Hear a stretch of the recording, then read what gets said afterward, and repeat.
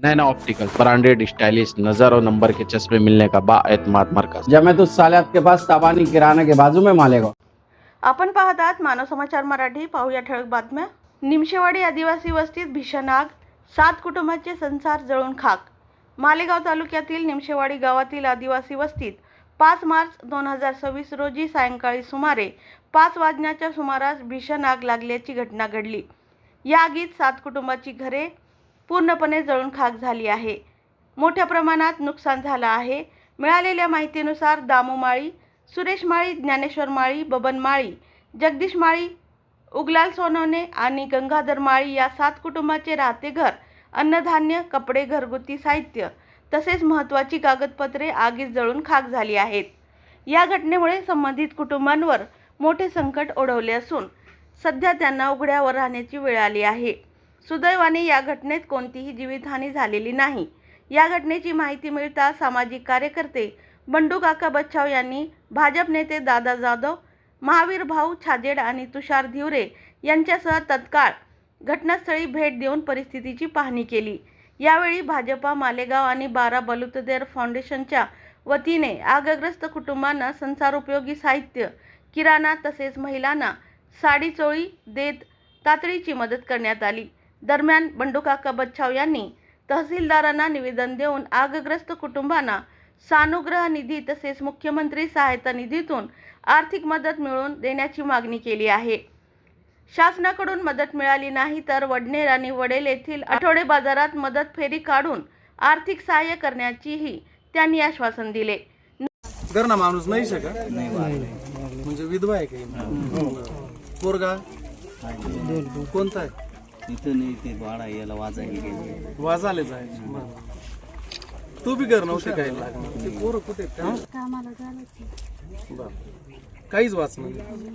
Cylinder तुमना घरातलं भरेल होतं का कोणा?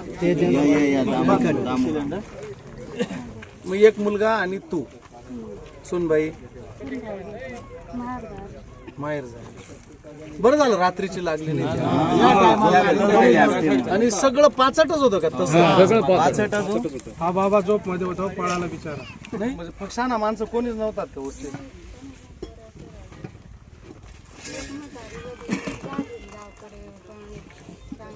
आणि सिलेंडर कितला होता? तीन सर हे तसेच पडेल शे का?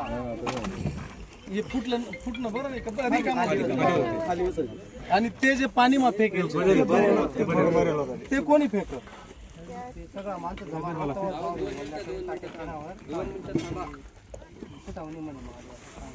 ते जर फुटलं असतं तर अवघड। ते कोणा घरात?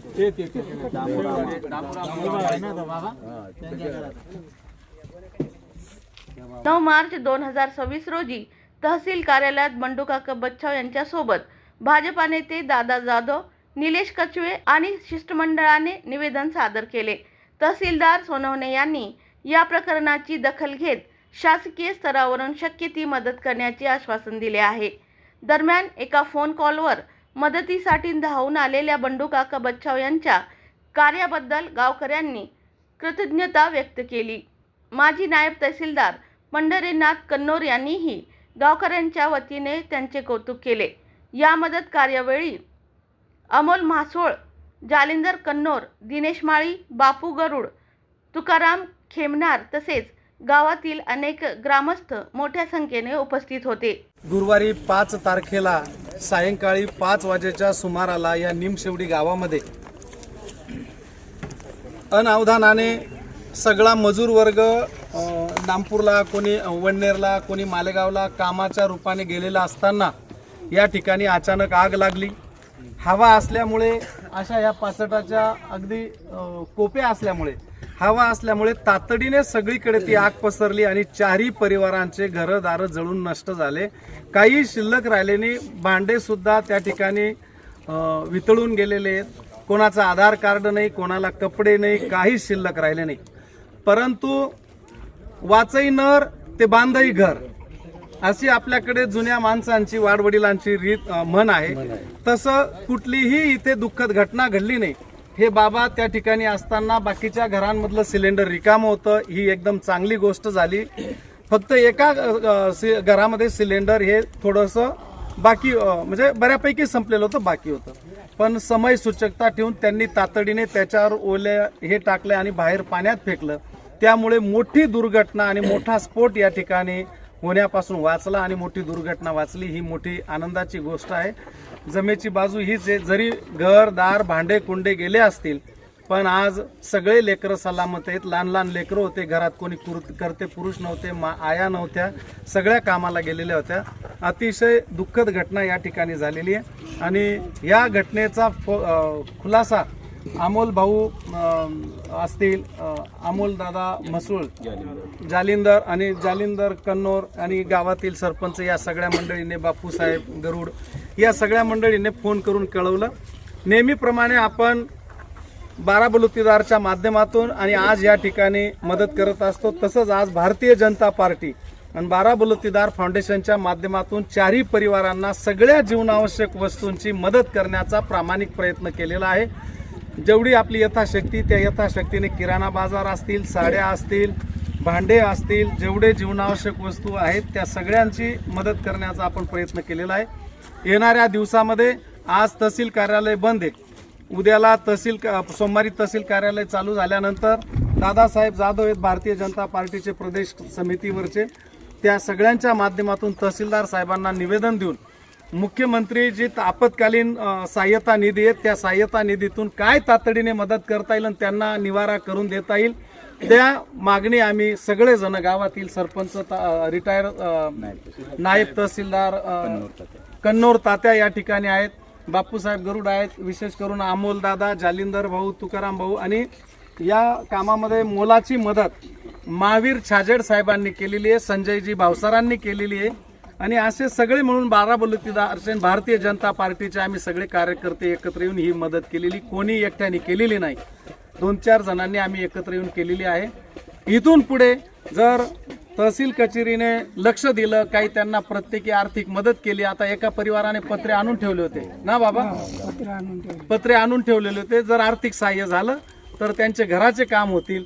नाही झालं, जसं रावळगावला एकदा आदिवासी मायबापांच्या कोपीला आग लागली होती, त्यांचे सगळे पैसेही जळून गेले होते, तर आपण रावळगावमध्ये एक मदत निधीची फेरी काढली होती झोळी धरून.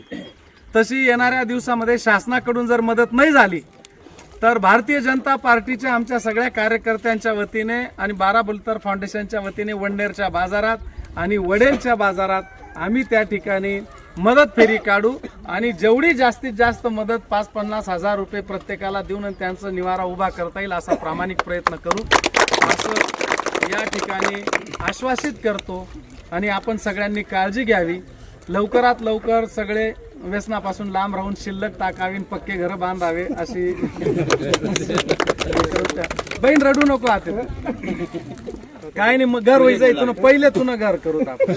पत्र डॉक्युमेंट जे जळालेले आहेत ते निश्चितपणाने या सगळ्यांची तात्या आहेत, जालिंदर भाऊ, अमोल दादा आहेत, हे सरपंच साहेब आहेत, या सगळ्यांच्या माध्यमातून यांची यादी यांच्या पोरांचे सगळे त्या ठिकाणी घेऊन तातडीने त्यांना रेशन कार्ड, आधार कार्ड आणि जे जी कागदपत्र आहेत त्या मुलांच्या शाळेमध्ये एक मुलगा 10वीला होता त्याची काही कागद आहेत त्या शाळेच्या मुख्याध्यापकांशी बोलून त्यांचेही लगेच कागदपत्र दिल्या जातील. कोणाचंही नुकसान होणार नाही.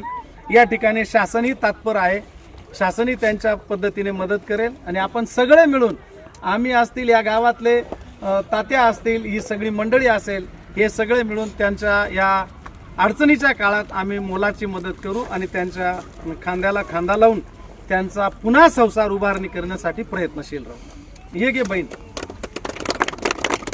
तलाठी ग्रामसेवक यांना फोन केला, रात्री पंचनामाही त्यांनी 10 वाजेच्या आत केला. तो पंचनामाही सबमिट केला तहसील कार्यालयात आणि तहसीलदारांनाही मी स्वतः काल दुपारी फोन केला की साहेब अशी परिस्थिती झाली. तहसीलदार नाशिकला मिटिंगला होते, ते म्हणे मी माणसं आणखी पाठवतो, नाही तर मी स्वतः सोमवारी येतो. सानुग्रह या निधीमधून सर्व आदिवासी बांधवांना ते संसार उपयोगी जेवढे असतील तेव्हा काही निधी असेल ते देणार आहेत. परंतु मी एक म्हणेल की हक्काचा जो माणूस असावा तो नेहमी बंडू काकासारखा असावा. की ज्या वेळेस नुसता जालिंदरने, अमोल भाऊने जेव्हा फोन केला की काका आमच्या गावाला अशी अशी परिस्थिती झालेली आहे, झोपड्या जळालेल्या आहेत. काकांनी त्या मिनिटाला हो म्हटलं की मी उद्या कोणत्याही परिस्थितीत 11-12 वाजेपर्यंत येतो. परंतु काही कारणास्तव काका लेट झाले. परंतु काका हाकेच्या म्हणजे याच्यावरती आले आणि आज एवढ्या संसार उपयोगी धान्य वगैरे कपडे या 12 बलुतेदार मार्फत, भाजप या पक्षामार्फत आणि काकांच्या किंवा हे जे मंडळी आलेली आहे दादाभाऊ जाधव वगैरे यांच्या मार्फत आज संपूर्ण वस्तू देऊन गेले. आणि खरोखर या 12 बलुतेदारामार्फत काकांचं मनापासून महावीर छाजेड साहेब हेही आलेले आहेत.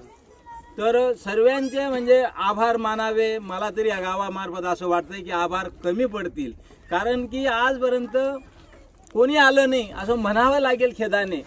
परंतु आज बंडू काकासारखा माणूस, 12 बलुतेदार सर्व टीम, भाजप पक्षाचे सर्व लोक आलेले आहेत.